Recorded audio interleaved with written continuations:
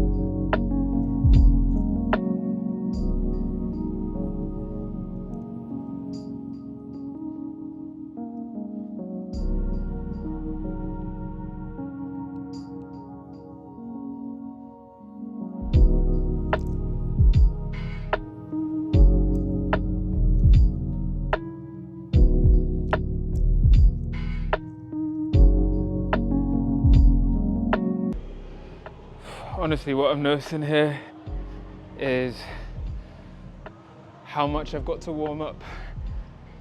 Before, we used to just come here, whip off the bags and charge it, and just be bussing windmills, flips straight off the bat. After we just finished eating somewhere. Madness. Not these days. We take time. We look after the body. It's a real beautiful journey to notice where we've become as we age, a little bit more sensitive to the things that we have to manage. And there's no qualms with that. We just evolve with that change. And I guess it develops a little bit more of an acuteness into sensitivity of our own bodies, ourselves, and people around us as well. It's very, very humbling. Oh, you're good, you're good. Go, go, go. Okay, yeah, of course, of course. Don't say sorry. This is your street as well.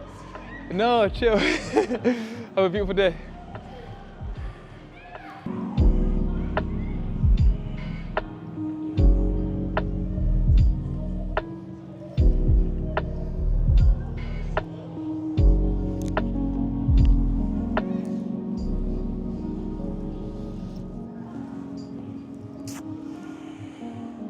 All right, I'm getting a little bit warmer now, so ease into the wrist and see if we can start to change the dynamics a little bit. Let's play around with some of these flow and flips.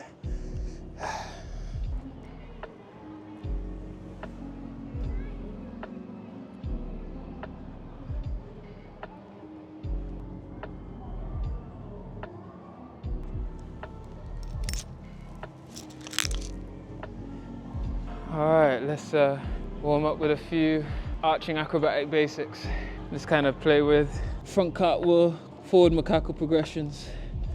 Gonna go through what I generally do as a build-up with my students. I don't really go through this build-up myself, but because I'm a bit cold, I want to just get into it.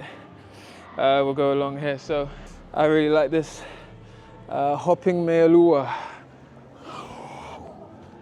To develop this, it's a bit more forgiving in the back bend. And it sends our body into a nice trajectory. I'm gonna take my headphones out. Damn, for some reason, I was just speaking a lot and it wasn't even recording, so I guess try to film a little bit more here. What did I do? I think I was doing the kind of the forward macaco progressions and just seeing where it turns into coming out of the single arm tabletop, kind of like the forward arching transition. Whoa. That was dark side, but we move. Let's try and just develop that a little bit more into arching. I've really gone through this, so I'm feeling a bit primed. Before I was super clunky, but we'll see how it goes. I'll go through the dark side. Whoa. A bit heavy, but yeah, feels all right, quite strong.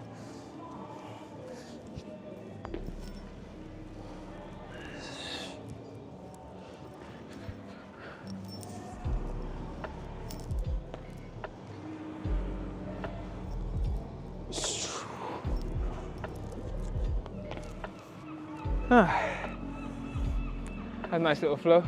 Moving on. Oh, the macaco. Actually, I saw a little clip from what Tom Wexler shared, was this idea of falling upward. And although I'm very proficient at the macaco and do it in capoeira games and can do it with my eyes closed and staring at an opponent, and I can quickly change on a dime, just this little detail actually just helps create a little bit more efficiency and proficiency in the movement. And it's this lovely idea. I mean, at least how I've interpreted it is, for me, this idea of falling, but falling upwards. And it's like gravity's been turned upside down, and I'm letting this assistance of the flipped perspective of gravity to add a bit more levity to the jump. And yeah, I really like that sensation. So let's see how it goes. It definitely creates see, that was my good side, so I can kind of get away with it, but let's see if I can take this same concept into the dark side. It's been Christmas break, so I haven't been training a lot at all. See how this goes. Yeah, feels all right. I'll lab a couple more each side and just get it in the body.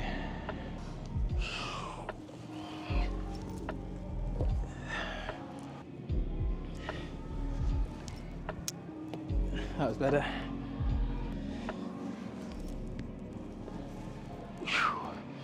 In and out. Okay, now I'm just trying to think what we used to do as kids. I started out as a b-boy. I thought there was something so... I think I watched the World... What was it? Was it Battle of the Year? I think it was Battle of the Year 2000. And a family friend had this on video. He was this guy called Mark, and he was a part of this amazing jazz footwork group called sacrilege, I can't remember. I think it was the jazz floor technicians or the jazz technicians. And obviously a style of a staple piece of like current house dance music, but he was a big proponent of all of the street cultures, all of the urban cultures that grew up in the club scene. And yeah, I've actually forgot, where was I going with this? Where was I going with this?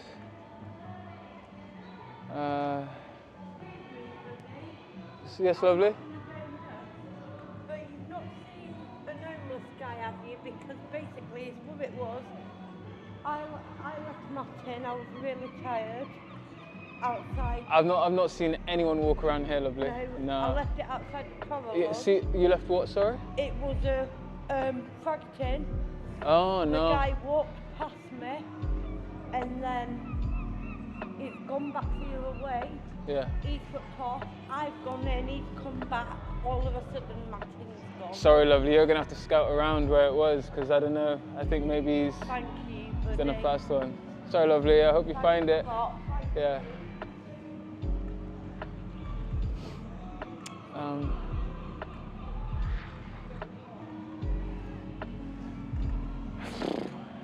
Honestly, I can't even remember. Yeah, so that was a regular occurrence back a day. Oh, that's actually sparked my memory of why the hell I digressed onto the jazz technicians, floor technicians. Oh, I need to, figure out what their name was. So annoying. Anyway, Breakin, Bones to the Stones. Okay, let's start off simple. 6-step into Baby Freeze. Whoa. Used to just come straight away and bust this out. All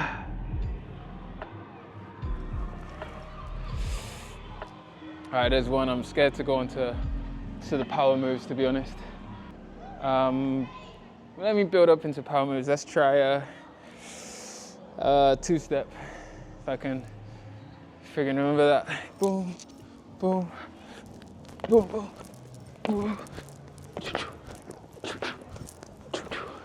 Oh, I almost blew out a calf. I haven't done that since I was 20, probably. When I was teaching kids breaking. I do not move like this anymore. I'm gonna do one last thing, a windmill. Man, used to do this with a shaved head. Now I'm protecting my head for this one. I'm scared. All right, let me just try one little. That's not so bad. Let me try a couple. Oh my God, I'm nervous.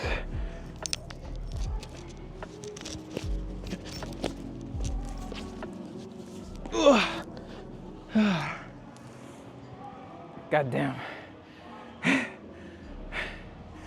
I'm not even gonna try and do a flare. If I get warm, I'll try and bust one little flare. I think my hips and groin will pop out.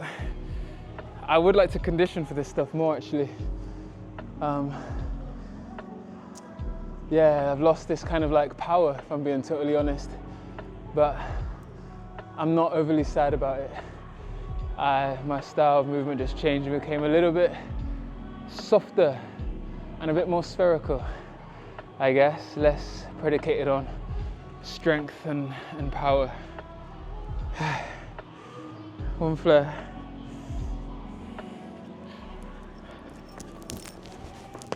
Oh, not so bad. God damn. I'll try and ease my wrist into it. Let's see if I can get 2 rounds.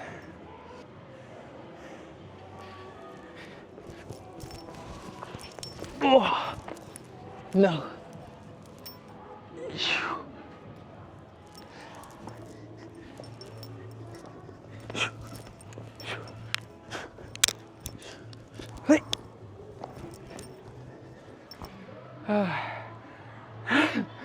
All right, that is the break-in section done. All right, let's get flowing with some soft flows.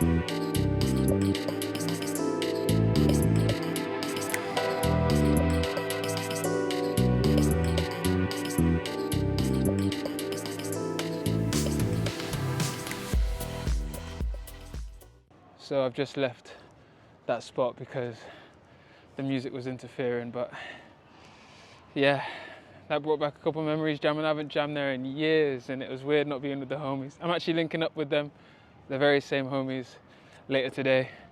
And one of them has got 2 kids now, my goddaughters, and it's mad how far we've come from 16-year-olds just messing around on the streets to all the way to now parents and family people and grown, you know. It's beautiful to share that experience. And to be honest, this entire video wasn't supposed to go like the way it was. I was supposed to actually just go to that stomping ground because I had a bit of free time and haven't moved my body and kind of just move a little bit. But I decided to take a detour through Bristol, and it was kind of surreal, deep in just how much my hometown has changed. It's super interesting, you know. Every place I've gone through here has told this huge story of movement, of art, of change and growth. But I can't help but feel this pang of nostalgia. The spaces that were once, for me at least, a bed haven of safety, social exploration, creativity in my teenage years, in my early 20s, where it was filled with live arts, where it was alive with music and movement, is slowly being chipped away, down to the cordoned off spaces, the struggles that I saw at the Bearpit, the gentrification creeping into the creative hubs. Vibrant, raw culture that made this city what it is feels like it's fighting to survive against the tide of economic pressures and political indifferences, where the government is frankly shagging this country. And looking back, I am so grateful for the people that I had in my life growing up, for the skaters, for the dance guys, my friends, my family. I've known these guys 16, 17 years, and almost 2 decades later, they're still in my life. And honestly, that's not something that everyone gets to say. Yeah, I'm sad, you know. I'm sad, but hella grateful. There's a certain tension I feel being here, like a mix between grief and joy. And it kind of, you know, it reminds me of this Japanese idiom, this adage of mono no aware. I think I'm saying it right. I don't know. Someone let me know. My Japanese isn't the hottest, but it's basically like the bittersweet awareness of impermanence. I think it's something to do with like the season of the cherry blossoms. For me, it's the smile of unbearable compassion that I'm starting to feel in my hometown. The beauty of these moments, these spaces, these connections feels just a little bit more precious, you know, because I know they don't last forever. Damn. I'm kind of sad, you know, but yeah, very grateful at the same time, and I wouldn't change any of it, you know. I hope this city can get a resurgence. History repeats itself, and the rose can grow from the stone at any given moment. So I'm sure Bristol will come with that one day.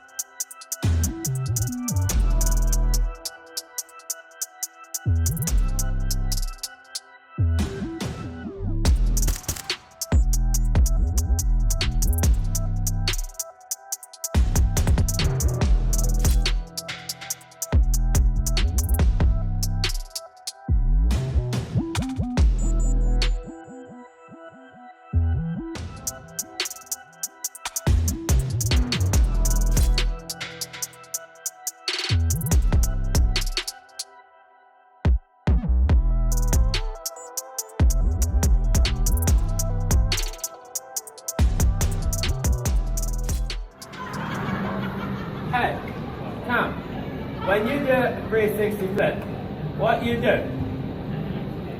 Good question. This is exactly how you do a 360 flip. So what you do is you put your foot here and your right foot here, and you scoop and flip. You scoop and flip. Scoop and flip.